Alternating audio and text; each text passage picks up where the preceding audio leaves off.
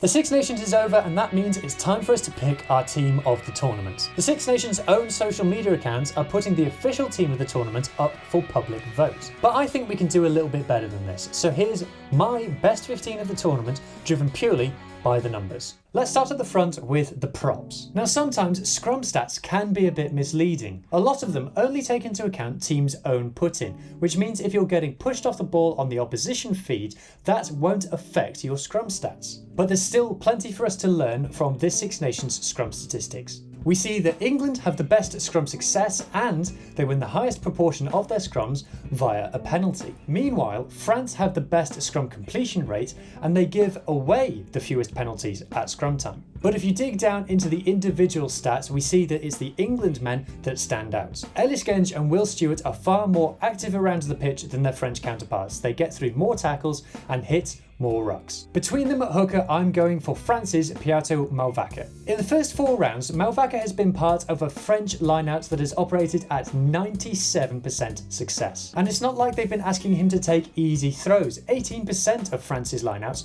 are thrown to the back. And we also know that Malvaca is excellent in the loose. He has 81% gain line success and has hit 57 rucks. When you consider that France only had 62 rucks in the whole game against Ireland, you realise what an effort this is. When we move into the second row though, it becomes much less clear cut. One of the most common things you'll hear said about a second row is they do a lot of unseen work. And this speaks to how hard it can be to judge a second row, whether it be via the eye test or via the stats. But if we use purely the stats, one man stands out. Wales is David Jenkins. He has the most tackles, the most rucks hit and the most line-out takes of the second rows in this year's tournament, and he's been part of a Wales maul that has been surprisingly effective. So if Dav Jenkins is one, who should be the other? Well, I'm going to surprise you and say Scotland's Grant Gilchrist. Now you might say that's a hipster choice, but Mario Itoje from a statistics point of view has been reasonably quiet this Six Nations, as has Ireland's Tadhg Beirne. Meanwhile, there are no real standout candidates from Italy and France have chopped and changed their second rows a fair bit. Meanwhile, Grant Gilchrist has managed to maintain a 100% tackle success rate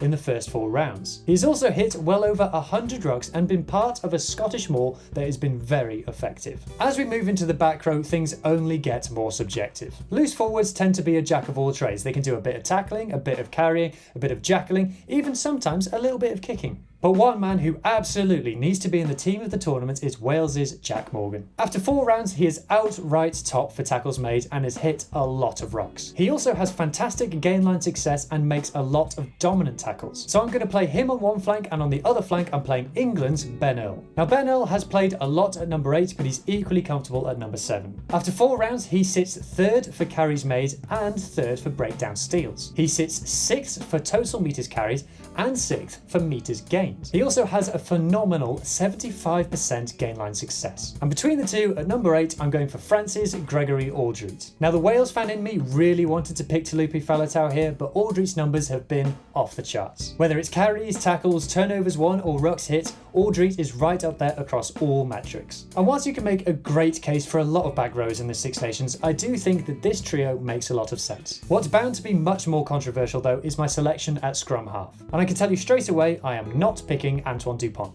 And the reason for that is Dupont was taken off early in the second half against Wales, he came off injured against Ireland, he didn't have a great game against England, and whilst he performed well against Italy, that was a pretty uncompetitive game. The Scrum Half that I'm actually going to pick is Scotland's Ben White. Now no one is more surprised by this selection than me. Ben White is pretty much 3rd choice Scrum Half at Toulon in the top 14, and no one was really talking about him coming into this Six Nations. But a couple of weeks ago I did a deep dive on Six Nations Scrum Halves and I found that Ben White was 1st or 2nd in pretty much every statistic. Whether it's his defence, his number of try involvements, the speed of his pass, the number of passes that he makes, or how many of his box kicks are retained, all of Ben White's figures are right up there. And if you think that's controversial, let's now talk about fly halves. Fly halves are another very subjective one. It depends what you want your player to do in their particular system. What we can say is that Roman Untamak appears to be the best defensive fly half, Finn Russell appears to have the best passing game,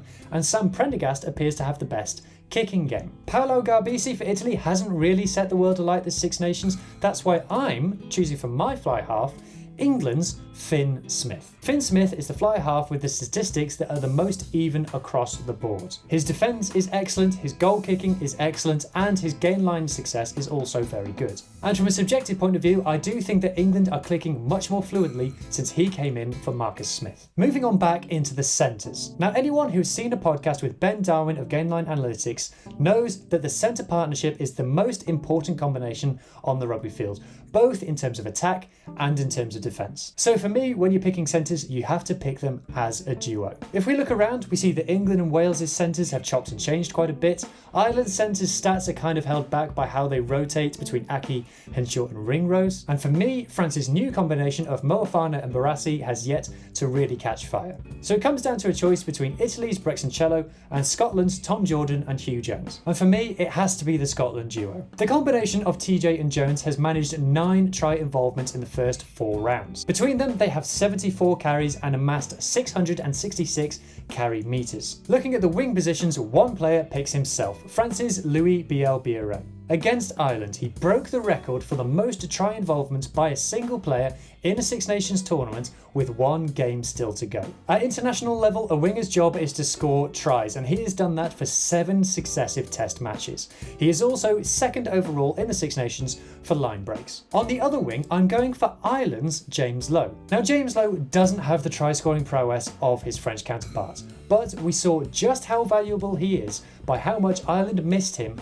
against France. Even with just 3 appearances in 4 rounds, James Lowe was top for line breaks and has 5 try involvements. He also has an extremely impressive 74% gain line success. Now, some of you might be pointing out that both James Lowe and Louis Bielle-Biarrey are left wingers, and I should be picking an out-and-out right winger. So if I had to do that, I would swap James Lowe for Tommy Freeman. Freeman has scored in all 4 of the first 4 games and has made the 2nd most line breaks. And thankfully, we finished this video with an easy choice. The fullback is Scotland's Blair Kinghorn. Kinghorn's stats are a long way clear of his peers. He is top outright for carries, meters made, meters gained, and offloads. Meanwhile, in the first 4 rounds, he made the 2nd most line breaks and gained the 2nd most territory from kicking. So I hope you found that video, if nothing else, thought-provoking. If you did, please leave those thoughts in the comments down below, subscribe if you haven't already, and I'll see you for the next video.